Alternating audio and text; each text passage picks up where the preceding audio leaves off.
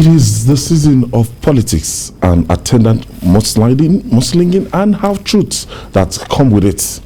The All Progressive Congress, APC, says the party is yet to decide on zoning and mode of primaries for choosing candidates for the 2023 elections. The APC National Publicity Secretary, Felix Moka, cleared the air after initial reports to the contrary. Meanwhile, President Muhammadu Buhari has cautioned APC leadership at national and state levels against imposing unpopular candidates on the party. The president wants the party to follow due process in choosing candidates for the polls. In a relative development, the national chairman of APC, Senator Abdullahi Adamu, is blaming former and sitting governors for the crisis rocking the ruling party. Let's start from the mode of primary, Babajide. That yesterday, that it was kind of distorted. We didn't get the full brief yesterday before or after their meeting, till after that meeting, that it became clear that they never discussed zoning or mode of primaries. Yes, you know, that's why sometimes I even prefer that we discuss some issues 24 hours after. By that time, you have a clearer perspective. You will have been able to speak with so many people about what transpired in the hall, what this person said, what that person said, and all that. Because we live in an age in which people deliberately set out to mislead. They deliberately set out to lie and use the media. And there are politicians too who have no shame. All they do is just call the media and say, look, this is what happened. And the journalists who trust them will then go ahead and slam it on the front page of their newspaper. And from there, other categories of media people will also go and pick it. So in the season that we find ourselves, sometimes you want to wait a little bit more. Since you were not in the meeting, and even reporters were not allowed to come in. So you are the mercy of people who are inside. Some of them mischievous and deliberate in their determination to mislead.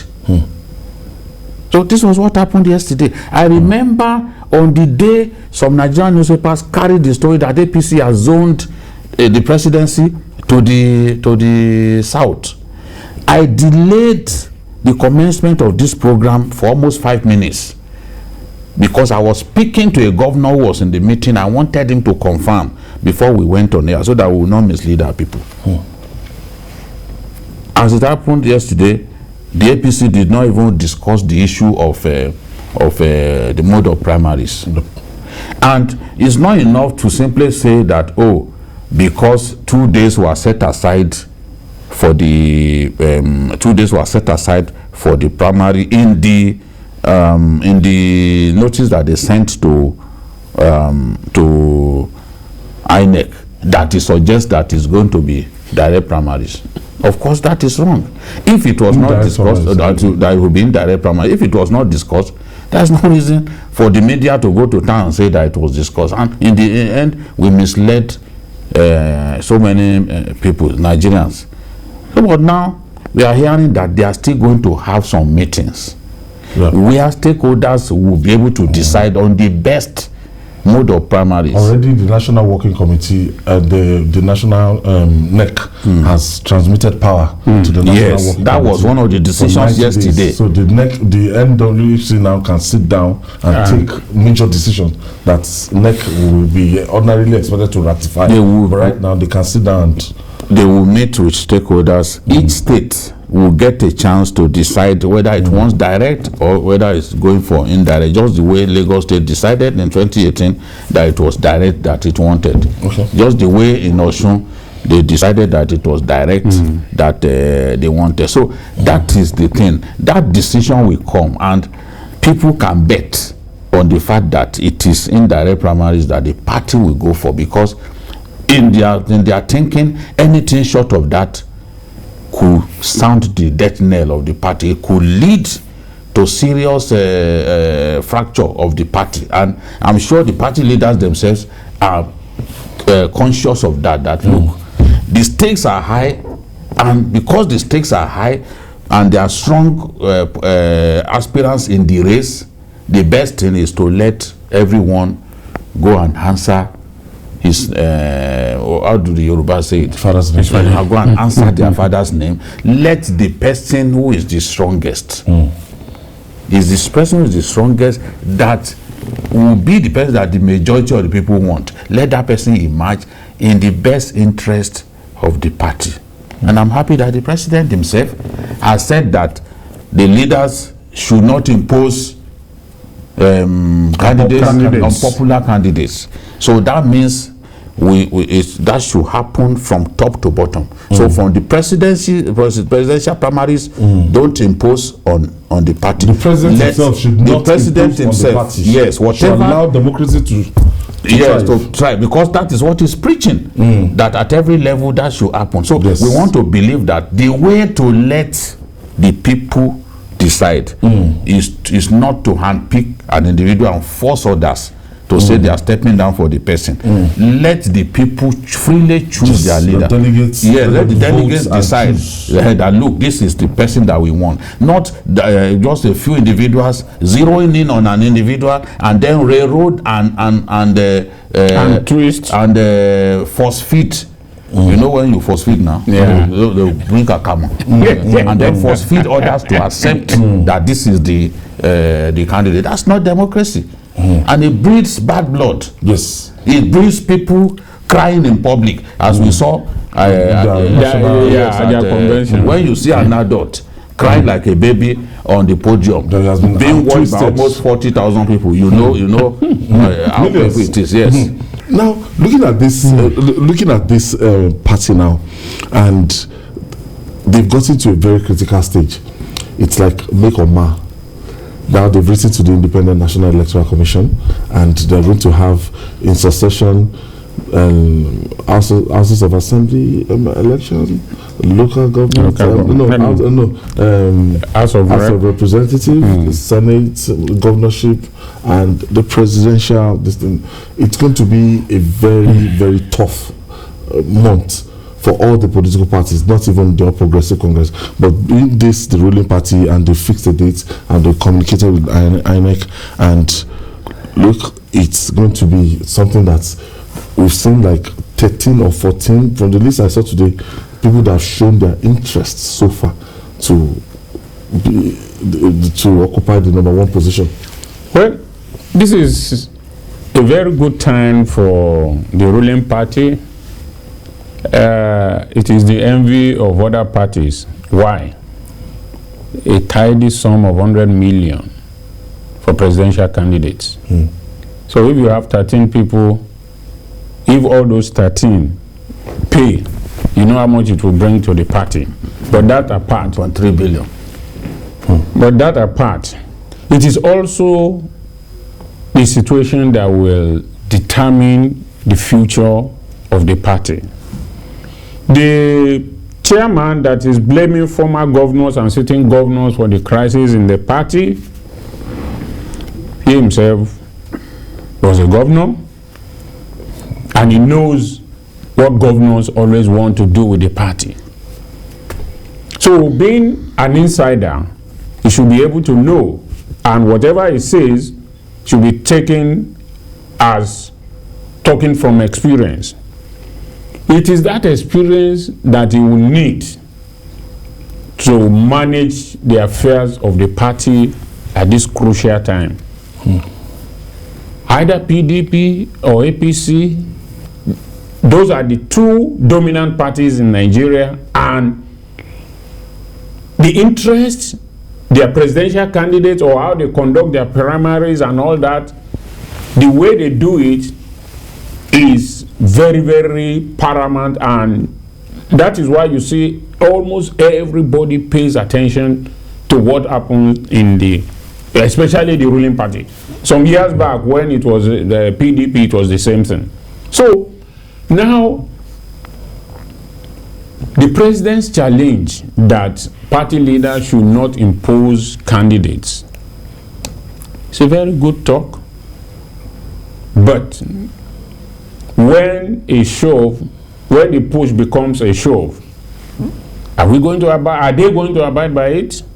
Are they going to hold on to it that majority must carry the day? The minority will have their say, but majority will carry the day. And that is exactly what they need to work at. It is absolutely important that the APC should manage its affairs very well, especially at the presidential level, because you see the level of the people that are coming out and the way things are going is going to be a real test of their managerial ability, which they need to display at this time, because the presidential candidates that are coming out or that have come out so far, they have unequal powers, they have interests, they have their power and their weaknesses. So how do you manage such a gamut of interest without rocking the boat of the party? I don't envy Abdullahi, the chairman, Abdullahi Adamu, the chairman of the party. In fact, he is holding that position at the most crucial time for the party. And how he paddles the canoe is what we are all waiting to see. Well, Senator Abdullahi being a former governor himself, former senator now looking at now, the truth of the matter now staring back at his face and knowing the intricacies and interests power play within the All Progressive Congress. No, it's even an outsider knows that the crisis within the party now has to do with former governors and incumbent governors struggling for power, struggling for control of the party. What did we see in Osun? It's the same story. Yeah. What do we have in Kano? Versus Ritola. What do we have in Kano? Shekarau versus Ganduje. They even won in court on at least 2 occasions. But at the end of the day, the Buni-led leadership of the APC said, see, by our constitution, the governor is the leader of the party. Go and work with the governor. Go and work with the governor. Achieve some power share. Even the last court case, Ganduje won it. So he told them, go and work with the governor. Look at what is happening in Gombe. Now, there are fears that Dajuma Goje and his people may go and join the PDP. In fact, the PDP has been making eyes at them, have been winking at them, come and join us, so that they can profit from the crisis. When the president talked about the fact that this kind of, that not allowing strong aspirants to contest has led the party to lose in the past, he knew what he was saying. Because even as when he was CPC presidential candidate and leader of the CPC, he remembers what happened in Kano. Yeah. When the CPC refused to allow Mohamed Abacha to be his standard bearer. Of course, the people in anger decided to vote against the CPC. The CPC would have won that election with a huge landslide. That's what led to the emergence of that PDP man. I don't know who you had in mind. But in the end, that is Kwankwaso. Kwankwaso. Yes, that was how Kwankwaso was able to win. He would have been defeated if not for that crisis. So now remember what happened in Adamawa. I always talk about it. In advising the APC to always put his house in order, let them learn from history. In Adamawa State, Bendo had a quarrel with Babami Mongoro. Babami Mongoro's structures, he used those structures to win the election. He defeated Atiku's candidate twice. The primary election was conducted twice. Bendo defeated Atiku's candidate twice using Babami Mongoro's But in the end, they quarreled. When they quarreled, Baba Mimongoro's son, Abdulaziz, Serikin Yama, went and formed Serikin Matasa, or what's his this thing again? I've forgotten. Went and formed his own, went and joined the ADC. I was looking at the result. In the end, Fintiri, who won the election, scored 376,552. Bindo, who came second, scored 336,386. Very close race. That was just 40,000. ADC, the party of Abdulaziz Yako, scored 113,000. So the 43,000 that you... Meaning that if they had not had that quarrel, that 40,000, he would have overtaken it and won the election convincingly. Over 90,000. Yes. Now look at this, that's the thing, they need to learn. Okay, let me pick first call. Case Andrew is calling us from Owerri. Good evening, sir. Good evening, gentlemen. Yes, thank you for joining us. God bless you for all the analysis you've given, especially the sincere one as regards to Mr. President's meeting. That is my take. You see, whatever we're doing, the politics we're talking about today, if we do not have a secured environment, everybody's afraid. I said it the other day that it was in my local government that gunmen attacked INEC officials close to my village. And we're sick and tired of every day Mr. President is having this meeting. Can we have this work done? We are tired. Nigerians are tired. We can't continue every day. These people will come back, drink tea, have meeting at Aso Rock and go home. It is not what we want. We want results on the ground. Mr. President, Nigerians are taking. This is the only responsibility you owe us. In fact, the major one. Do this for us and we all remain happy. Protect the lives and properties of Nigerians. We are not asking for too much, sir. You have the taxpayers' funds. Thank you for your contribution. I see the passion there. Case Andrew from Owerri. So look at it. He lost the election by only 40,000. Only 40. He had the opportunity to reconcile with Baba Mimongoro from the beginning. And I warned repeatedly. They saw me as a noisemaker. Some of their supporters were abusing me on social media.